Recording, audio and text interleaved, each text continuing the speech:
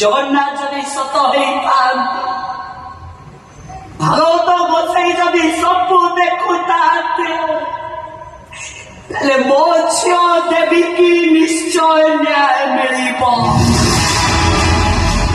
ଆପଣଙ୍କ ଚଣ୍ଡାଳ ପୁଅ ফাঁসি পাইব ফাঁসি।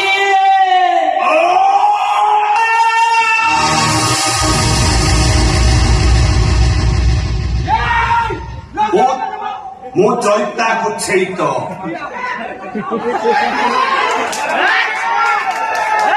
ବାଉଁଶ ପାତିଆ ଚେରି ଚେରି ହାତଟା ଲୁହା ପରି ଟାଣ ହୋଇଯାଇଛି। ମୋ ଚୈତି ଦେହରେ ହାତ ଦେବାକୁ ଚେଷ୍ଟା କଲେ ହାଡ଼ ଯେ କେତେ ଖଣ୍ଡ ହେଇଯିବ ହିସାବ ବି କରିପାରିବେନି।